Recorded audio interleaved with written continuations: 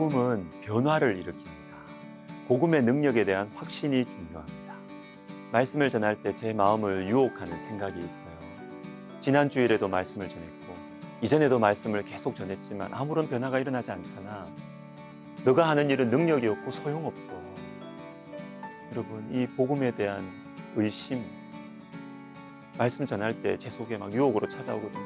이 의심을 넘어서는 것이 참 중요하다. 그래서 오늘도 또 꿈을 꾸면서 말씀을 전하고, 오늘도 복음이 선포되면 영혼들이 변화될 것을 믿는 믿음으로 설교하는 것, 이것이 말씀 사역자의 심장입니다.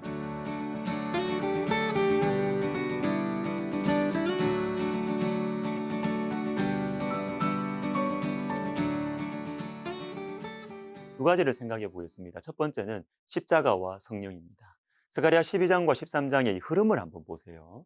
12장에서는 예수 그리스도의 십자가가 예언되었습니다. 특별히 그 십자가를 보고 애통하는 은혜가 나왔습니다.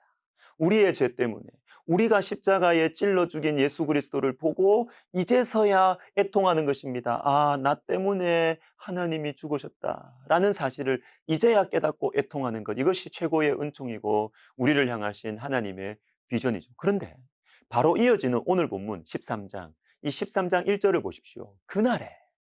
그날에 죄와 더러움을 씻는 셈이 다윗의 족속과 예루살렘 주민을 위하여 열리리라.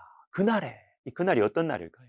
그날은 나 때문에 십자가에 죽으신 예수님을 보고 애통하는 그날입니다. 근데 그날에 어떤 일이 일어나는가 하면 죄와 더러움을 씻는 셈이 열립니다. 여러분, 십자가 앞에서 애통해하는 기도를 하면 죄와 더러움을 이겨요. 주님의 십자가가 나를 위한 십자가라는 사실이 마음 깊이 깨달아지면 이상하게 거룩한 삶을 사모하게 됩니다. 진실한 회개, 애통은 거룩한 삶이라는 열매를 맺어요. 제시 라일이라는 19세기 영국의 목회자, 신학자가 이런 말을 했습니다. 죄는 기도를 이기고 기도는 죄를 이긴다. 여러분, 기도를 막아서는 것, 기도 못하게 하는 것이 죄예요. 죄의 문제를 해결하지 않으면 기도의 문이 막혀요. 겉도는 기도를 합니다. 근데 여러분, 반대 방향이 우리에게 희망을 줍니다. 기도가 죄를 이긴다. 자, 기도, 그것도 어떤 기도일까요? 정직하게 죄를 토하는 기도가 있습니다. 그냥 건성으로 하는 기도 말고요. 또는 그냥 품위 지키면서 하는 기도 말고요. 하나님 앞에 진심을 내놓고 하는 정직한 기도는 죄를 이깁니다. 여러분, 정직한 기도는 언뜻 보면 더러워요. 내 안에 있는 더러운 것들이 막 밖으로 나오거든요. 그런데 여러분, 이 더러운 것을 내 안에 담아두고 있으면 겉은 깨끗하지만 속은 변화가 없어요. 삶의 변화가 없습니다. 그러나 더러운 것을 밖으로 꺼내면 밖이 깨끗해집니다. 이상하죠. 정직한 기도가 죄를 이깁니다.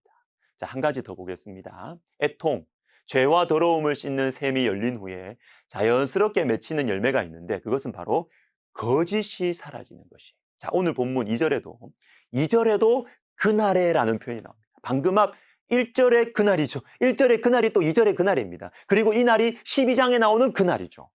십자가를 보고 애통하는 그날, 죄와 더러움의 셈이 열리는 바로 그날입니다. 그날에 무슨 일이 생기느냐 하면 거짓 선지자가 떠나가게 될 것입니다.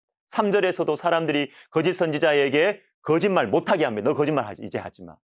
4절과 5절에서는 거짓 선지자들의 행실과 마음이 바뀌어요. 이전에는 아무 부끄러움 없이 거짓말했고 거짓말로 사람들을 속이려고 영적인 척 털옷도 입었지만 이제는 그런 행동을 하지 않는다는 것입니다. 거짓 선지자가. 여러분, 우리는 신앙 따로 행동 따로가 문제라고 많이 말합니다. 예수를 믿어도 달라지는 것이 없다. 성령 충만함을 받아도 변하는 것이 없다고 말하는 것이 그냥 우리 입에 익숙해져 버렸어요. 여러분, 그렇지 않습니다. 그렇죠. 진심으로 예수님을 안 믿어서 그래요. 진심으로 예수님을 믿으면 변화가 일어납니다. 정말로 십자가 앞에서 애통하고 회개하고 성령 충만함을 받으면 달라지고요. 그렇고 말고요. 당연하게. 그 변화는 거짓이 사라지는 것부터 시작이 돼요. 여러분, 우리 언어 생활 살펴보세요. 거짓말 많습니까? 지금 영혼에 문제가 있는 거예요. 습관적으로 거짓말을 합니까? 내 마음을 감추는 말 또는 다른 사람들의 속을 은근히 떠보는 말을 여러분 많이 하십니까? 그 지혜로운 거 아니에요. 영적으로 위험한 거고요. 우리의 영혼이 무디어져 가고 있다는 증거예요. 여러분, 그리스도인들은요, 맞으면 맞다, 틀리면 아니다라고 말을 합니다. 예수님은 음모와 계략을 경건하고 신학적인 말들로 감추고 다가오는 서기관들과 바리새인들을 혼내셨습니다. 마태복음 23장 27절에 화 있을진저 외식하는 서기관들과 바리새인들이요 회칠한 무덤 같으니 겉으로는 아름답게 보이나 그 안에는 죽은 사람의 뼈와 모든 더러운 것이 가득하도다. 28절 이와 같이 너희도 겉으로는 사람에게 옳게 보이되 안으로는 외식과 불법이 가득하도다. 여러분, 또한 우리 하나님은요 사울의 그럴듯한 변명을 기뻐하지 않으셨어요. 사무엘상 15장에서 사울은 아말렉과의 전쟁에서 승리한 후에 천한 것이든 귀한 것이든 진멸하라고 했던 하나님의 말씀에 불순종했습니다. 귀한 것들 남겼어요. 그럼에도 불구하고 사울은 하나님께 제사를 드리려고 제사 드리려고 예배 드리려고 그렇게 했다는 것입니다. 백성이 당신의 하나님 여호와께 제사하려 하여 양들과 소들 중에서 가장 좋은 것을 남기며 그 외의 것은 우리가 진멸하였나이다. 얼마나 경건해요.